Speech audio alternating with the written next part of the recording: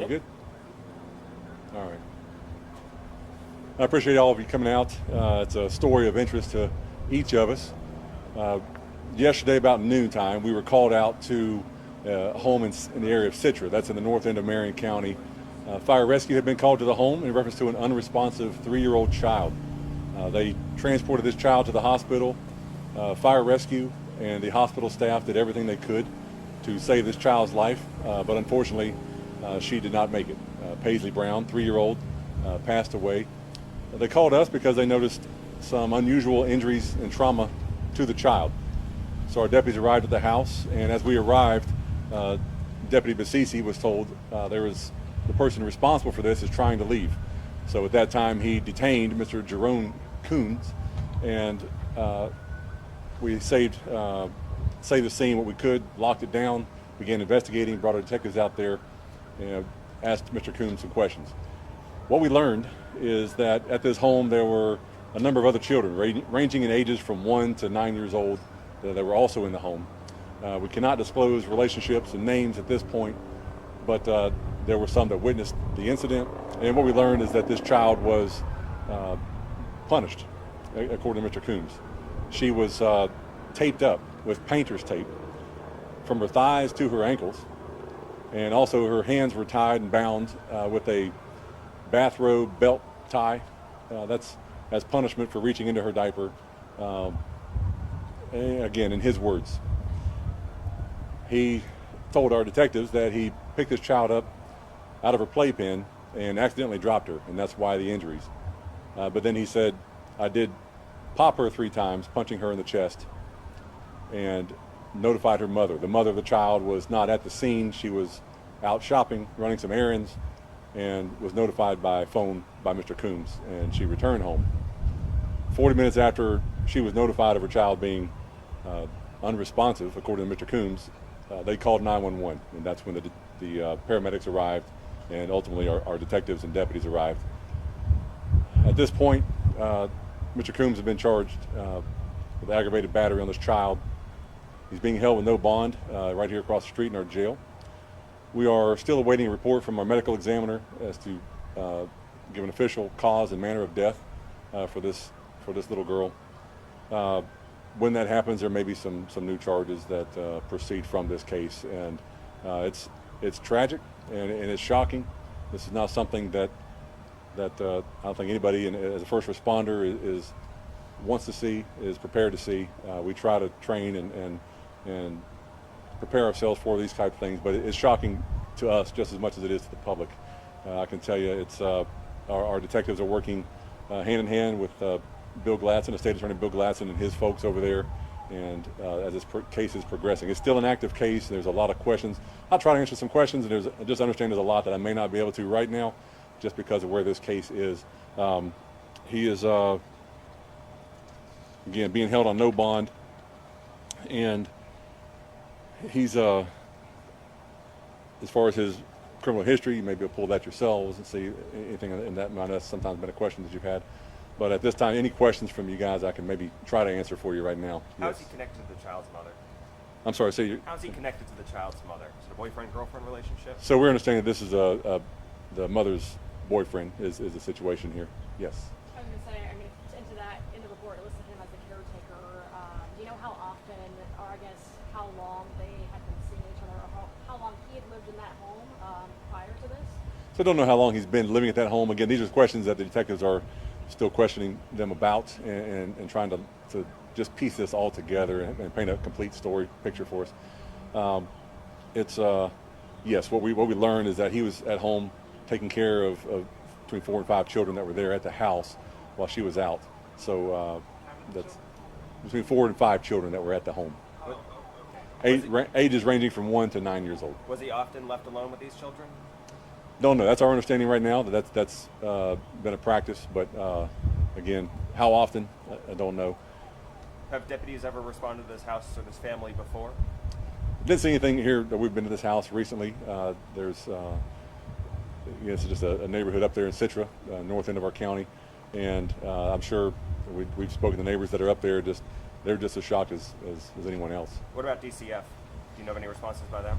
Yeah. So for us, I can't comment as to what if they've been out there before. That's a question for DCF. However, I can tell you that any time that we have a call or a case that we go to where there is a child involved, there's been some type of violence, we notify DCF as a policy here just to let them know, hey, that we went to this call, here's what we saw, and we give them all the information we have so they can follow up and conduct their own case. Now, their case, again, is going to be on them. Yes. So, if I understand correctly, at least his older son from a prior relationship was in the house there. Is it possible they have the 1-year-old together? Is that, like, is he the father of at least one of her kids? So the relationships there we cannot disclose just based on the charges at this time. That may change if the charges change, but right now I can't disclose the relationships. Just that there were children ranging in ages from 1 to 9 years old in that home. Just a tragic thing that was one of those children was a witness. So for that child to witness this and have to deal with that the rest of their life is upsetting to me as a lieutenant, but it's more upsetting to me as a father. Was the mother aware that her child had been bound, and was the mother also aware that he had delayed in calling 911 when she became unresponsive? That's a great question. Did the mother know this was going on? That the child was being bound up and bound overnight, from what we can tell, because as a punishment. These are questions that we want answers to. Did she know, and was she aware of this? These are things that will, I believe, pan out in this investigation. We will have answers to those questions because for us, I think as deputies, it's a case for sure that that just piques our interest. But more, these deputies as fathers and mothers, it's something that we have to have answers to, just for our own sake, if nothing else. So she's under investigation? Absolutely. Is there a possibility for charges to come about for her as well? So I wouldn't speculate on charges for her. I'm going to say they're going to look into that to see if there is anything that warrants charges, and we'll promise you that if there is, we will place those charges, and we will get with the state attorney's office. They're working with us, and we'll make sure she's appropriately charged if necessary. On these prior cases of abuse, are you investigating those right now? So yes, we're being told of past abuse. We do look into past abuse. We make arrests on past abuse. So that is part of it. Yes. The older kids in the house able to provide details as to what happened? Yes, we were able to speak to a witness in the house, and again, unfortunately, that witness is also a juvenile. And yes, we were able to glean information and get a little more of a picture of what took place there. I can just tell you it's a sad picture. One of the older children, younger children, are you able to give us an approximate age of this witness? I'm not at this point yet. Who are the children staying with right now, and how are they doing? So right now, where the children are staying, I cannot say that. I can just tell you that we have contacted DCF to make sure the children are safe, to make sure the appropriate measures are taken for them. Are they with the mother, though? In their care. I can't answer that. Don't know. Do we know if some of the children he was taking care of belong to other parents, in which case they are also obviously concerned about what's going on? Was he watching neighbor kids sometimes, or are they all just the mom of Paisley? No, that's a great question. So whether there was other children in the house that belonged to him or to neighbors even or something like that, don't know that. And the relationship of whose kid was whose, or if there are other, I'm sure there are other parents or that are relatives that are involved here, and that's going to play out. But in the investigation, we'll figure those out, and the relationships and any speculation or accusations of former abuse. Absolutely, like we said before, we're going to pursue those as well. Was the mother home last night? I know I asked if she was aware her child had been bound, but did she leave the house this morning? Was she gone overnight? So when we received the call yesterday, that's what, if I mentioned your question correctly. Sorry, yeah. So yes, at noon we're getting this call that was called in 40 minutes after she found out. Sorry, about the this. night prior is what I meant. Was she home the night prior to this? Did she leave home that morning? We're being told that she left that morning to go to run some errands, and that was what she indicated to us was going to a post office, tax office, and getting her nails done. Could you give us a sense of his demeanor when your deputies took him into custody? Did he seem to show any remorse or anything? Deputies didn't indicate that he resisted in any way or that he was argumentative or anything like that. Just that he was compliant, and his words to our detectives very understated. He said, "I went too far. I took it too far," and we couldn't agree with him more. This is more than just too far. This is the death of a small 3-year-old little girl, and for those deputies, firefighters, medical staff that had to try to help her. It's a sight they're not going to forget. And any feelings that he has, to be honest with you, we don't care. We're going to go after justice, whatever that path is.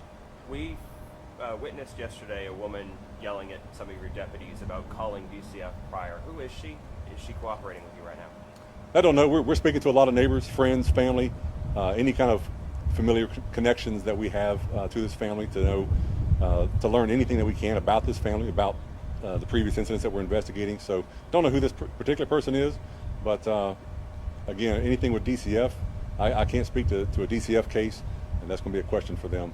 Have They you may or looked not into be able to talk hospital to. visits at this time for any of these kids at this home? I'm sorry, say that Have you again. looked into hospital visits at this time for any of the kids at the home? Our detectives are looking at all that, so they'll get with DCF investigators, they'll get with state attorneys, investigators, and again, when this is all said and done, we'll have a very clear, painted picture for all this. Did the doctors indicate that there were older injuries on Paisley at the hospital? Things that might have been weeks or months old. So the medical report there, what doctors indicated initially, that's not been released. Those are some things that I'm sure will come out. Their findings and their what alerted them, what alarmed them, that will come out. But yes, they did find traumatic injuries on this child that caused alarm for them and caused us to be called to this scene. So. Any idea why it took so long for him to call 911? 40 minutes after the fact. So 40 minutes to call 911.